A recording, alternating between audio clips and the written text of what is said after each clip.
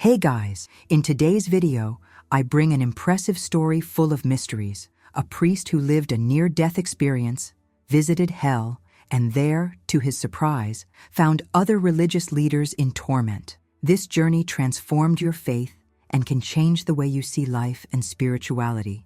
Before we start, I want to know, what city are you watching us from? Leave it here in the comments, and don't forget to subscribe to the channel for more incredible stories like this. Let's go on this journey together.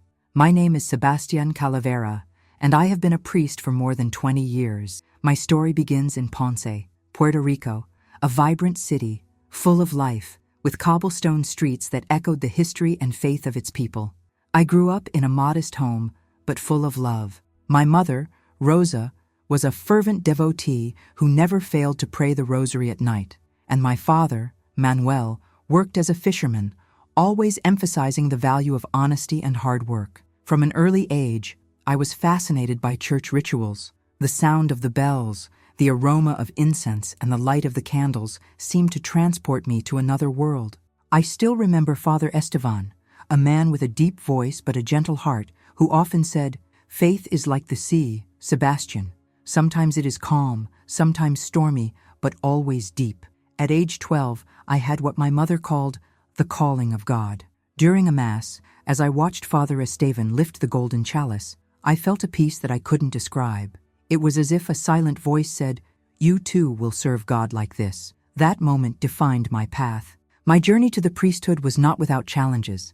During the seminar in San Juan, I faced doubts and moments of loneliness. There were colleagues who questioned my determination, but I was resolute. At age 25, I was ordained a priest and assigned to Albuquerque, New Mexico, a city that, at first glance, seemed a stark contrast to my homeland. However, I soon realized that the desert and its mountains had their own spirituality, a silence that seemed to echo the divine presence. My congregation was diverse, made up of Latino families who shared stories of faith, hardship, and resilience. I became known for my oratory, often mixing biblical passages with stories from my childhood. People said my words offered comfort and direction. This was my life, my purpose, and I believed I was fulfilling God's calling. But looking back, I see how deeply rooted my faith was in dogmas and traditions that I had never questioned. My role as a priest often placed me in a position of authority, and there was a quiet pride in believing that I had answers for everything. The doctrines about heaven and hell were clear, and I preached with conviction that salvation lay in obedience to the teachings of the Church. I never imagined that my own faith would be challenged in such a profound way. The truth is that behind the masses and sermons, I also felt an emptiness, but routine and duty kept me going until that fateful day when everything changed. Chapter 2. The Impact. The day felt like any other in Albuquerque. The sky was a crystal clear blue, without clouds, and the typical desert heat was beginning to emerge. I had left early that morning to visit the Guzman family, devout members of the parish. They had lost their grandmother, Doña Esperanza, a lady who, despite her advanced age, was the first to arrive at Mass on Sundays. Sensing his absence was like noticing an empty bench where there used to be life. My mission was to bring comfort and prayer to those who remained. The visit was brief but significant. We prayed together in the living room, surrounded by old photos and worn-out furniture. "Father Sebastian," said Marta Guzman, holding my hands tightly, "I don't know how we will continue without her." I responded with words of comfort, but internally, I felt the same doubt.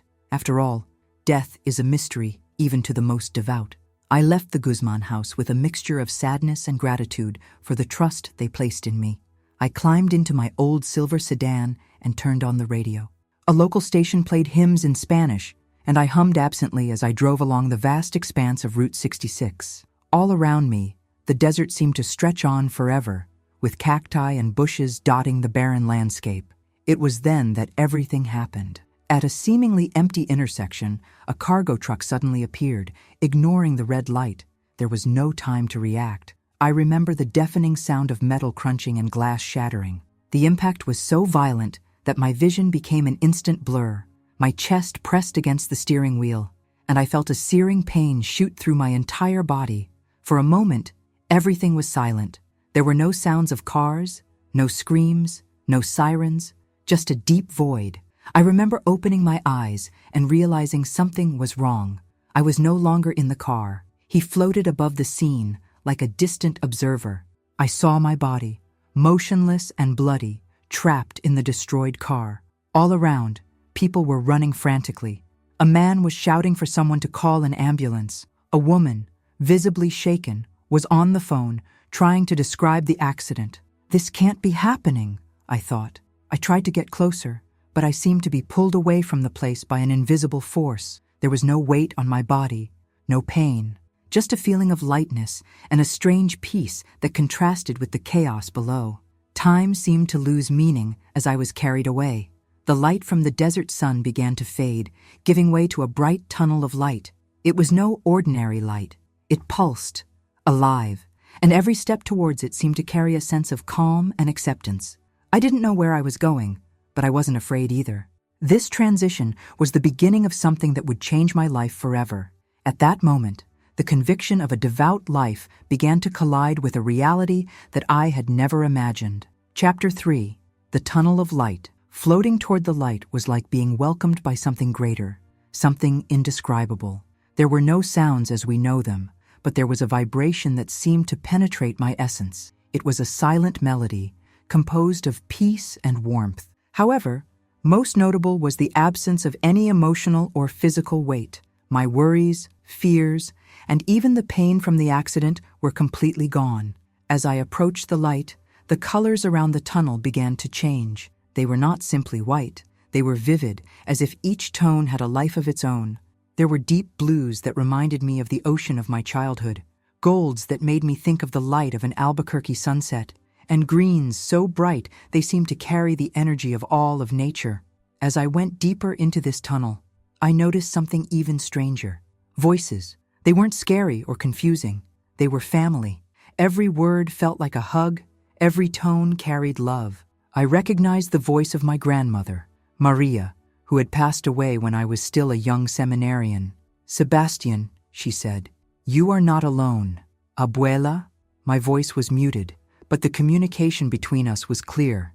She appeared before me, not as a figure, but as a presence. His words were not heard, but felt. She conveyed a message of love and tranquility, something that seemed to fill every part of me. Next to her, I noticed other presences. I recognized departed uncles and aunts, a childhood friend who died young, and even parishioners whose funerals I had conducted. Each of them seemed to smile at me with a look that said, "You are loved." There was no judgment, just acceptance. Words were not necessary. Their looks said it all. As we walked through that tunnel together, I felt something I had never experienced before.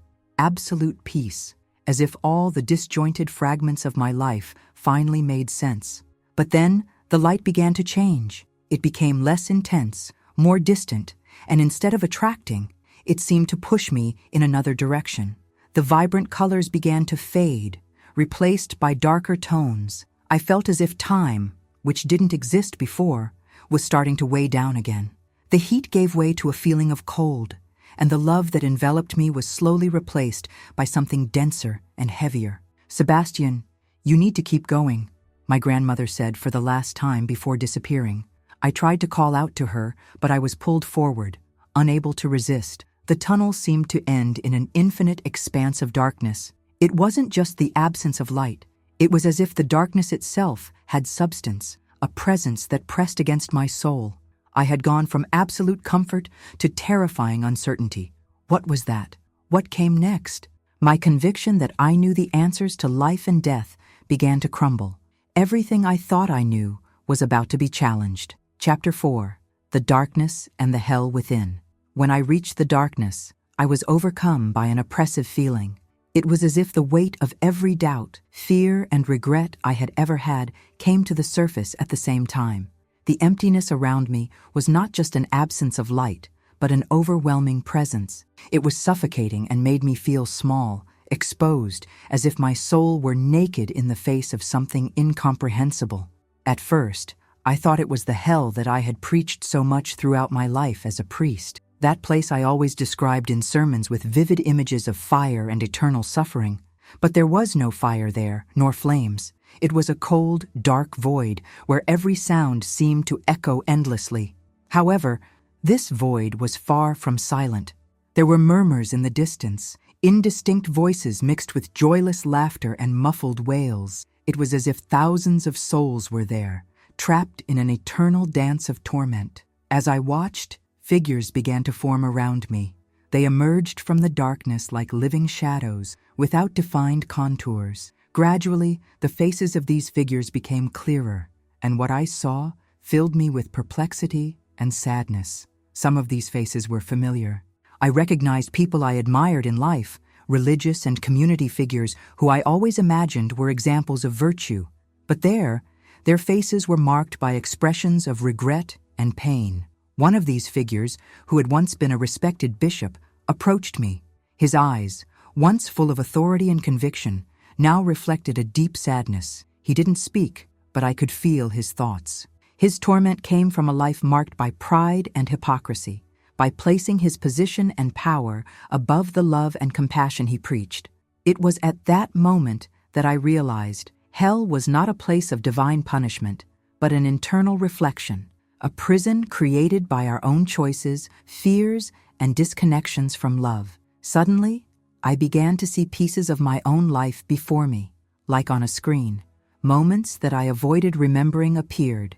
I saw times when my faith was replaced by pride, times when I judged others harshly while ignoring my own flaws. I saw people whom I entrusted to God's mercy, but whom, deep down, I myself had condemned. A feeling of despair began to grow in me.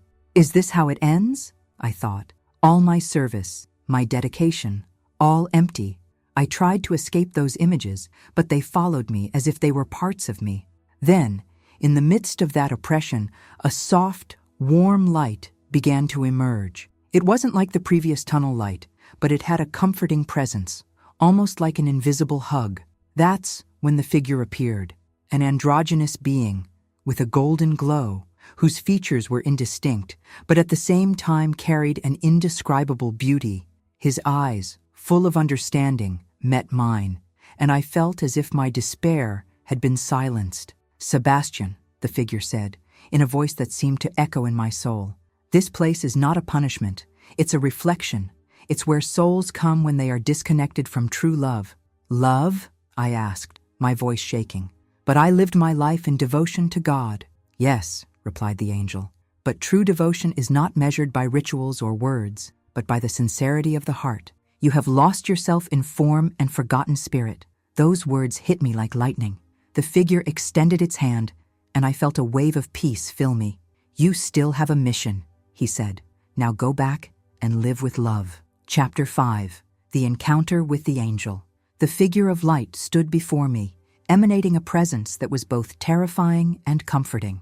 There was no ignoring his strength, but there was also no reason to fear it. His eyes, shining with infinite wisdom, penetrated me as if they could see even the most hidden corners of my soul. "Sebastian," the figure began, his voice echoing like a whisper inside me. "You are here because you need to understand what you could not see." His actions in life created barriers that obscured the true purpose of his mission. "But I served God," I protested. "I dedicated my life to the priesthood. I preached his word. I helped people. I lived with faith." The figure inclined its head, almost as if in a gesture of compassion. "Faith? Yes. But their faith was often founded on fear and the need for control, not love. You believed that heaven and hell were defined places, external judgments. But look around you, Sebastian. The hell you saw is not a punishment imposed by God. It is born from within, fueled by a lack of connection with divine love." His words silenced me. I thought about all the sermons I had given, all the people I had tried to guide. How many times had I placed more emphasis on rules and rituals than on true welcoming? How many souls have I sought to save, but at the cost of judging their mistakes? "You must understand," the figure continued, "that the true divine mission is not to protect dogma. It is to be a channel of love that flows from the Creator to all beings. It doesn't matter how small the act is, as long as it is done with sincerity and compassion." "But how can I fix this now?" I asked, feeling smaller by the moment. How can I return to the world, knowing that I have failed so many people? The angel approached, extending his hand.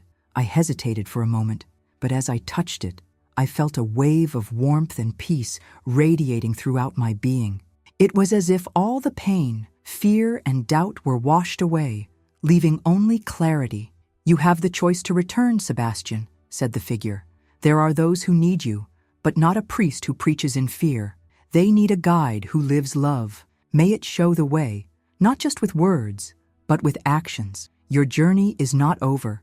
On the contrary, it is just beginning." I thought about my life, about all the people who crossed my path. I thought about the congregation in Albuquerque, the faces of the faithful who trusted me. I thought about the Guzman family, who asked me for comfort in their grief. It was as if, suddenly, I could see life with a new perspective, a broader and more purposeful vision. "I want to go back," I declared. "I want to do whatever it takes to correct my mistakes, to live this love you showed me." The figure smiled, an almost imperceptible gesture, but full of tenderness. "You don't need to correct anything, Sebastian. Just be real. The sincerity of a heart connected to love is enough to illuminate even the darkest places." Before I could say anything else, I felt like I was being pulled back. The surrounding light began to fade, and the figure became a distant glow. All around me, the emptiness and darkness began to fade, giving way to physical sensations, pain, heaviness, and the sound of human voices. I was returning to my body. Chapter 6. The Return. The return to my body was abrupt, like diving into icy waters after a warm dream. The peace I felt touching the angel's hand gave way to an overwhelming wave of pain and confusion. The heaviness returned with a vengeance, and every part of my body seemed to protest the life that had been restored. I opened my eyes slowly. The fluorescent glow from the bulbs above me was intense, almost unbearable. My body felt trapped, surrounded by wires and tubes connecting machines, blinking and beeping in unison. Everything was strange, as if it didn't belong to the same world from which it had just emerged. Pain was a constant companion, but it was the reality that bothered me most. "He's waking up!" I heard a female voice exclaim. I tried to move, but my muscles didn't respond. I could only turn my head slightly, enough to see a woman in a nurse's uniform approaching. His eyes were filled with relief and surprise. "Father Calavera," she said, her tone gentle. "You gave us a scare. He's at the University of New Mexico hospital. I was in a coma for 3 weeks.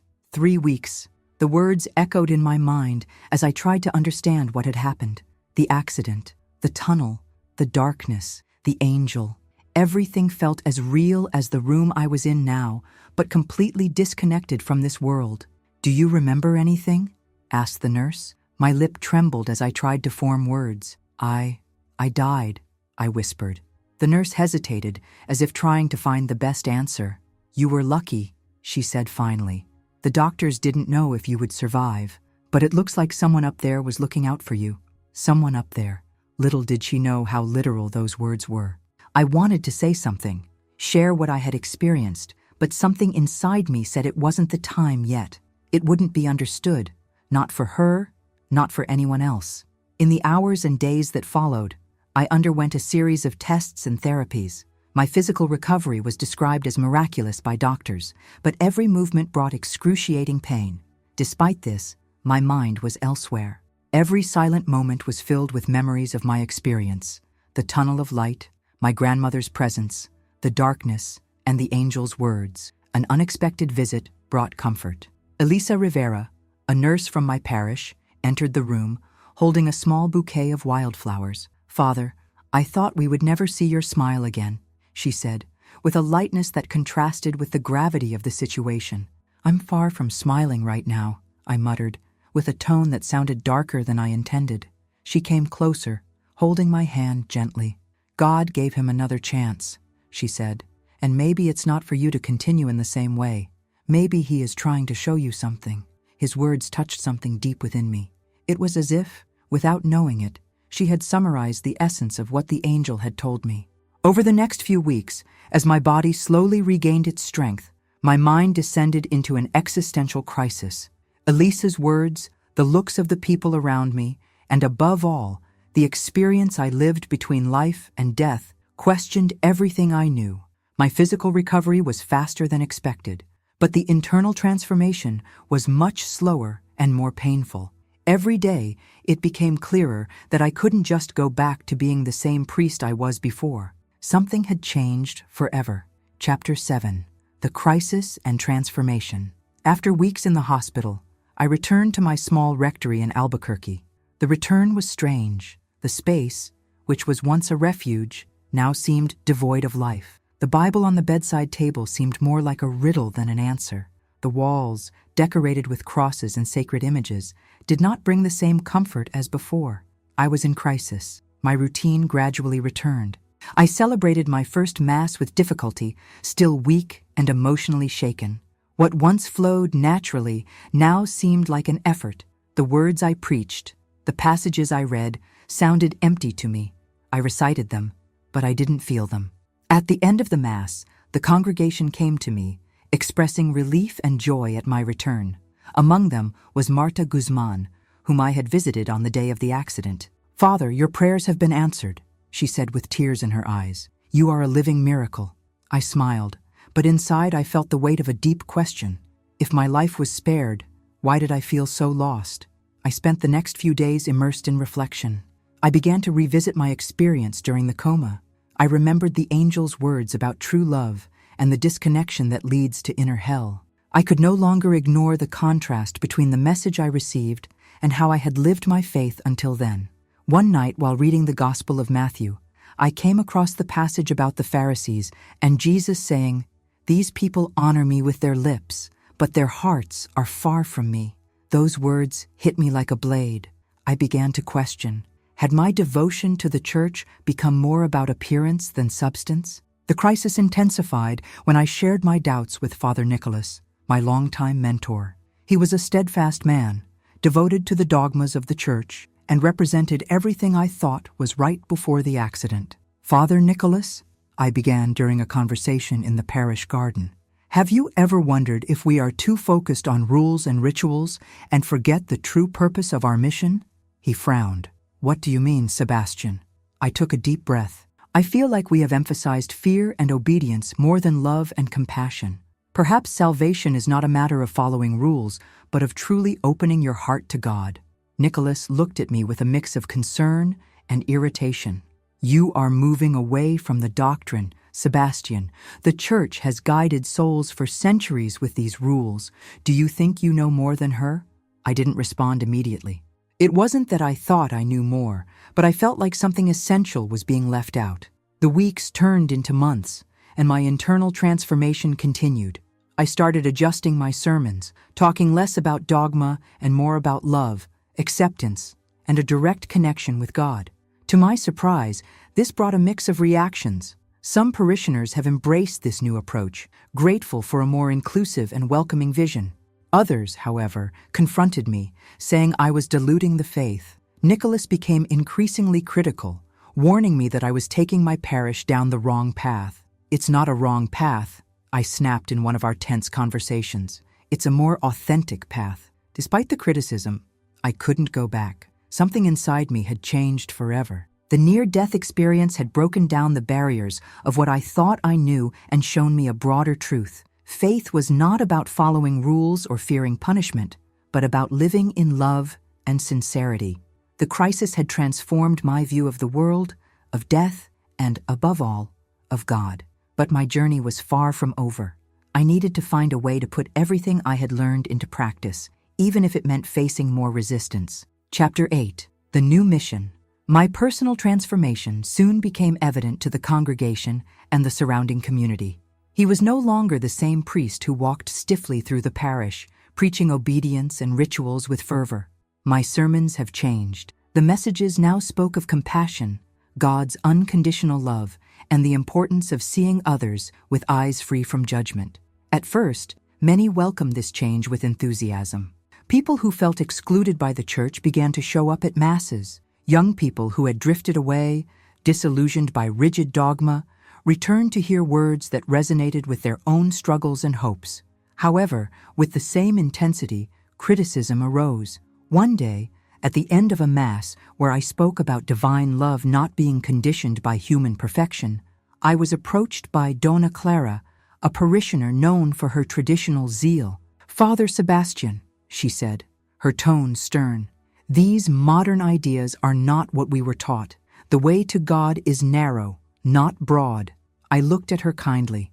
"Dona Clara, I'm not widening the path. I'm just remembering that God's love knows no barriers." She shook her head and left, leaving the weight of her disapproval hanging in the air. But for every Dona Clara, there was an Elisa Rivera.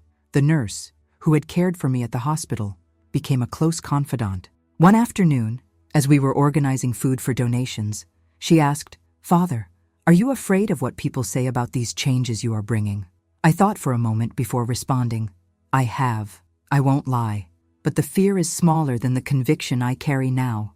After what I've experienced, I can't ignore what God really wants from us." Elisa smiled. "Perhaps this is your mission, Father, showing that God is not the harsh judge that many imagine, but a Father who loves us even when we fail." Inspired by conversations like these, I began to expand my work beyond the pulpit. I organized weekly outdoor gatherings, calling them Circles of Hope. In these meetings, people shared their experiences, doubts, and spiritual challenges without fear of judgment. At one of these meetings, Sofia Calderon, a young community activist, appeared. "Father," she said, after sharing a personal experience of being rejected by the church due to her lifestyle, "I thought I would never set foot anywhere associated with faith again. But your words, they make me believe that God can truly love me as I am." "He loves it, Sophia," I replied firmly, "and he wants you to know that every day." Sophia started attending the meetings and eventually became one of the organizers, bringing other marginalized people to the meetings. Her energy and passion were contagious, and she soon became a symbol of the impact a message of true love could have. Not everyone, however, shared this enthusiasm. Father Nicholas, who until then had been expressing his disagreements in private conversations, decided to publicly confront me during a meeting with other priests from the diocese. "Sebastian," he said, his voice echoing through the room, "you are taking your parish away from the traditions that sustain us. It's creating confusion, not faith." "Father Nicholas," I replied calmly, "I'm not pushing anyone away. I'm just guiding people closer to God, without the barriers we ourselves have created over the centuries." The tension in the room was palpable. Other priests looked from one to the other, unsure which side to take, but to my surprise, a younger priest named Andres said, "Maybe what Sebastian is saying is something we need to hear. We are losing many believers because we have become inflexible. Maybe he's bringing new light." The confrontation with Nicholas marked a turning point. I knew that my journey would not be easy and that I would face even more resistance, but I also knew I wasn't alone. There were people who shared my vision and others who were being touched by divine love in ways they had never felt before. My new mission was clear: to bring love, compassion, and authenticity to my community. It was no longer about rules and fear, but about opening hearts to the simplest and most profound truth: God is love. Chapter 9. Confrontation and Reconciliation.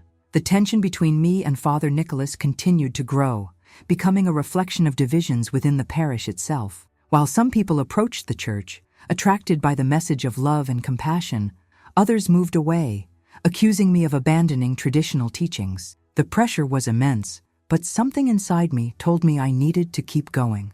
The situation reached a critical point when Nicholas requested a private meeting with me. He invited me to his room in the diocese's main building, an austere space decorated with images of saints and crucifixes that seemed to watch me with silent judgment. "Sebastian," he began, folding his hands on the table, "I have been patient with you. I tried to understand what you're trying to do, but now things have gotten out of hand. Your parish is divided, and this cannot continue." I sat across from him, feeling the weight of his words. "Father Nicholas, I'm not trying to divide anything. I'm trying to unite people around what's essential: God's love." He sighed deeply. "And you think the church never taught that? For centuries, we have followed the teachings given to us. It is not our role to reinterpret or question what has been established." "With all due respect, Nicholas," I replied, trying to remain calm, "I'm not reinterpreting anything. I'm just trying to remind people what Jesus really taught: love your neighbor as yourself." What happened to me during the accident showed me that our faith needs to go beyond rituals and dogmas. You speak like someone who thinks he has had a divine revelation, he said, with a tone of sarcasm. Maybe he did, I replied, looking directly at him. The silence between us was heavy. Nicholas looked at me with an expression of exasperation, mixed with what seemed like doubt. For a moment I thought he was going to throw me out of the room, but instead he sat back in his chair and asked, "What if you're wrong, Sebastian? What if this experience you had was just your mind trying to make sense of a moment of trauma?"